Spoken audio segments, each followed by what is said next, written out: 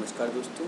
अपनी last video में हम डिस्कस कर चुके हैं कि जीन पियाजे का जो कॉग्निटिव मॉडल है उसका बेसिक कंसेप्ट क्या है। देखिए, अगर आपने इससे पहले की वीडियो नहीं देखी है तो इस वीडियो को देखने से पहले आप प्रीवियस वीडियो को अच्छे से देख लीजिए, समझ लीजिए, ताकि जो कंसेप्ट हम अब डिस्कस करने जा रहे हैं वो आपको समझ में आ जाए। कॉग्निटिव स्ट्रक्चर क्या होता है और स्कीमा किसे कहते हैं, यहाँ तक हम पढ़ चुके थे।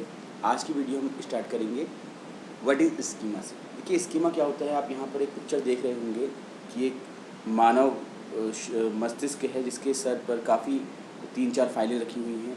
तो इसको कुछ ऐसे आप समझ सकते हैं स्कीमा को कि आपके माइंड में, लास्ट वीडियो में मैंने एक एग्जांपल दिया था लास्ट में, कि एक ड्रिल करके देखिए कि आप सब अपनी आंखें बंद कीजिए, अपनी आंखें बंद करिए। अब आंखें बंद करने के बाद, मन को शांत करने के बाद, अब मैं आपसे ये बोलता हूँ कि आप किसी एक जंगली जानवर का नाम बताइए, या 2 या 3 जंगली जानवरों के नाम बताइए। ठीक है, तो चलिए, अब आपने नाम सोच लिया आई होप। तो अब आपसे मेरा ये प्रश्न है कि जिस दौरान आपने जंगली जानवरों के नाम सोचे मेरे कहने पर, क्योंकि उस समय मेरा वो वाक्य आपके लिए क्या था, उद्दीपन था, स्टिमुलस था, तो आपके मस्तिष्क में जो प्रक्रिया हुई, वो जो प्रक्रिया थी उसमें सिर्फ जानवरों के ही चित्र, जानवरों की ही इमेजेस आई होंगी। किसी भी तरह से किसी शहर की इमेज, या किसी पिक्चर हॉल की इमेज, या आपकी क्लासरूम की इमेज, या आपके घर के जो फैमिली मेम्बर्स हैं उनकी इमेज बिल्कुल नहीं आई होगी। तो यही है स्कीमा। जो बिल्डिंग ब्लॉक्स होते हैं, अलग अलग ब्लॉक में अलग अलग इन्फॉर्मेशन हमारी स्टोर रहती हैं, और उन ब्लॉक्स को ही हम स्कीमा कह देते हैं। ठीक है, तो स्कीमा को सबसे पहले जीन पियाजे ने ही 1923 में खोजा था, मतलब इंट्रोड्यूस कराया था, प्रस्तुत किया था, ये नाम बताया था। इसके बाद इसको डिस्क्राइब करने का जो श्रेय है वो फ्रेडरिक बार्टलेट को जाता है, जो कि 1932 में इनके द्वारा किया गया था। स्कीमा को समझाते हुए जीन पियाजे कहते हैं कि schemas are the organised system of actions और थॉट्स। जो स्कीमा हैं वो हमारे हमारे मतलब हर मनुष्य के, हर जीव के, सिर्फ मनुष्य ही नहीं, जो जानवर हैं उनके लिए भी ये काम करेगा एज इट इज़। जो भी वो एक्शन करते हैं, जो विचार करते हैं, वो विचार क्यों आते हैं, कैसे आते हैं, उसकी प्रक्रिया क्या होती है, इन सभी के संबंध में। That allows us to mentally represent the object and event in our world. अगर आपसे ये कहा जाता है कि आप एक पेज में किसी अपने पसंद के सुंदर शहर का चित्र बनाइए, तो उस समय आपके मस्तिष्क में, आपके विचारों में सिर्फ वो शहर और उस शहर की जितनी भी मनोहर दशाएं हैं वो घूम रही होंगी। ठीक है, this is called the organised system of action और थॉट। की फीचर्स क्या हैं, देखिए। A schema is a mental representation that enables us to organise our knowledge into category. स्कीमा एक ऐसा मानसिक रिप्रेजेंटेशन है या प्रस्तुतिकरण है जो हमें हमारी जो जानकारी है, जो हमारे मस्तिष्क में अभी तक है, उसे प्रस्तुत करने के लिए क्या करता है, सहायता करता है। Schema help us to simplify our interactions with the world.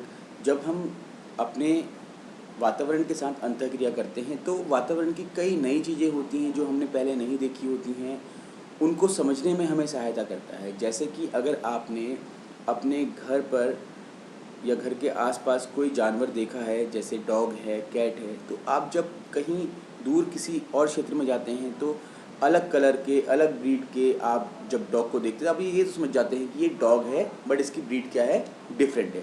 तो इस तरीके से उस डॉग को समझने के लिए, जिसको आपने कभी देखा ही नहीं था, आपकी जो प्रीवियस स्कीमा थी, जो आपके घर के आसपास के जो डॉग या आपके घर का जो डॉग है उसको देखा हुआ है, वो हेल्प करेगा। ठीक है, तो होता क्या है, जब हमारा जो प्रीवियस नॉलेज होता है वो न्यू नॉलेज से क्या जुड़ जाता है, तो न्यू नॉलेज हम इजीली एक्वायर कर लेते हैं। तो यही काम स्कीमा का होता है। We use our schema to learn and think more quickly. और आपको पता है कि जब कोई नई सिचुएशन आती है और उस नई सिचुएशन या नई परिस्थिति का हल्का सा भी आपको हिंट मिलता है अपनी प्रीवियस नॉलेज से, तो आप इजीली उसको समझना शुरू कर देते हैं। उदाहरण के लिए, जब आप गणित के सवाल करते हैं तो गणित के सवाल में कोई ऐसा प्रश्न आ जाता है जो थोड़ा सा डिफ़िकल्ट होता है लैंग्वेज में, लेकिन जैसे उस लैंग्वेज को आप पढ़ते पढ़ते पढ़ते उसका एक लिंक अगर आप खोज लेते हैं अपनी प्रीवियस नॉलेज से, तो आप इजीली उसको हल कर लेते हैं। सेम अदर सब्जेक्ट्स के लिए भी है। There are many types of schemas including object, person, social and events. ठीक है, कौन कौन से होते हैं? Schemas are modified as we gain more information. जैसे जैसे हम अपने वातावरण के साथ इंटरेक्शन करते हैं, अंतःक्रिया करते हैं, वैसे वैसे हमारा जो ज्ञान है वो बढ़ता रहता है और उस ज्ञान की वृद्धि के साथ साथ जो हमारे स्कीमा होते हैं वो मॉडिफाई होते रहते हैं, या तो न्यू स्कीमा डेवलप होते हैं या फिर प्रीवियस स्कीमा जो है वही ऑल्टर हो जाता है। This process can occur through assimilation and accommodation. अब ये एसिमुलेशन क्या है, अकोमोडेशन क्या है, नेक्स्ट स्लाइड में हम इसको समझेंगे। तो टाइप्स ऑफ स्कीमा मैंने आपको बताया था। पर्सन स्कीमा, जब आप किसी स्पेसिफिक मनुष्य के बारे में कोई विचार बनाते हैं तो उसको पर्सन स्कीमा कहते हैं। सोशल स्कीमा, जो सोशल रूल्स है, सामाजिक जो दशाएं हैं उनके संबंध में आप कोई विचार बनाते हैं मस्तिष्क में तो उसको हम सामाजिक स्कीमा या सोशल स्कीमा कहते हैं। ठीक है। इवेंट स्कीमा, जब कोई घटना आपके समक्ष घटी हो और उस घटना के संबंध में आपका स्कीमा बना हो, जैसे कि अगर आपसे मैं कहता हूँ कि किसी का एक्सीडेंट हो गया, किसी का रोड पे एक्सीडेंट हो गया, आपने पहले बहुत सारे एक्सीडेंट देखे हैं तो आप अंदाज़ा लगा लोगे कि एक्सीडेंट कैसा हुआ होगा। ठीक है। जिस मनुष्य का आपने एक्सीडेंट अपने जीवन में देखा होगा उस मनुष्य की इमेज, वो प्रक्रिया पूरी आपके मस्तिष्क में आ जाएगी। ठीक है। आपने कभी 2 बड़े जहाज़ों का समुद्र में एक्सीडेंट होते हुए अगर नहीं देखा है तो उस संबंध में आपके विचार कभी बन भी नहीं पाएंगे। तो ये है आपका इवेंट स्कीमा, जहाँ पर कोई इवेंट जो घटित होता है उसके संबंध में हमारे विचार बन जाते हैं। सेल्फ स्कीमा, हम क्या हैं, हमारी स्ट्रेंथ क्या है, इन सबको जानना, ये हमारे लिए क्या है, सेल्फ स्कीमा है। आपसे अगर ये पूछा जाए कि आपको क्या आता है, क्या नहीं आता, आपकी क्या हॉबी है, आपको खाने में क्या पसंद है, तो these all are self schema, क्योंकि आपके मस्तिष्क में वो विचार ऑलरेडी है। रोल स्कीमा, तो किसी भी सामाजिक मनुष्य का क्या रोल है या किसी जीव का क्या रोल है वो रोल स्कीमा में आता है। जैसे कि उदाहरण आप इसमें देख सकते हैं कि एक वेटर से आप अपेक्षा करते हैं कि वो आपसे तमीज़ से बात करे। आप बड़े आदमी हैं, आप रिक्शे में बैठते तो आप ये पूरा एक्सपेक्ट करते हैं कि रिक्शे वाला आपसे तमीज़ से बात करे। अगर वो आपसे अपशब्द बोलता है, गाली गलौज करता है तो आप उसको पसंद नहीं करते। ठीक है। छोटा एग्जांपल ले लेते हैं, एक बड़ी सी मर्सिडीज आ रही है, आप स्कूटी में जा रहे हैं और अचानक से मर्सिडीज और स्कूटी की भिड़ंत हो गई, तो आप डेफिनेटली कभी मर्सिडीज वाले को अपशब्द नहीं बोल पाओगे, वही उतर करके आपको 4-5 कुछ अपशब्द बोल देगा। ठीक है। तो दिस इज़ द रोल, किसका क्या रोल है, किसे क्या करना है।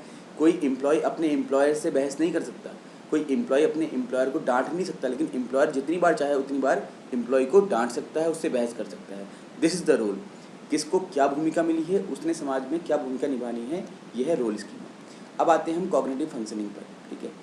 The structure of an organism is set to play a decisive role in its functioning. जब भी हम कॉग्निटिव फंक्शनिंग की बात करते हैं तो उस कॉग्निटिव फंक्शनिंग के लिए स्कीमा रिस्पॉन्सिबल होता है। तो कैसे रिस्पॉन्सिबल होता है, therefore our schema decide how we are going to respond. हमारा स्कीमा डिसाइड करता है कि हम कैसे रिस्पॉन्ड करने जा रहे हैं किसी स्टिमुलस के अगेंस्ट। ठीक है। तो देखिए प्रक्रियाएं होती हैं 2। पहली प्रक्रिया आपकी है एसिमुलेशन की। एसिमुलेशन कब होता है, आपको नई कोई समस्या मिल गई है लेकिन उस समस्या का समाधान करने के लिए आपके पास एक स्कीमा है। फॉर एग्जांपल कि आप कोई सवाल हल कर रहे हैं गणित का, ठीक है, और उस सवाल से संबंधित सारी जो फॉर्मूले हैं, सारे कंसेप्ट आपको पता है पहले से, तो क्या करेगा वो, आपका नया जो सवाल होगा वो आसानी से हल हो जाएगा। That is assimilation. आगे वाली स्लाइड्स में हम एसिमुलेशन एकोमोडेशन का एक अच्छा डिस्कशन करेंगे।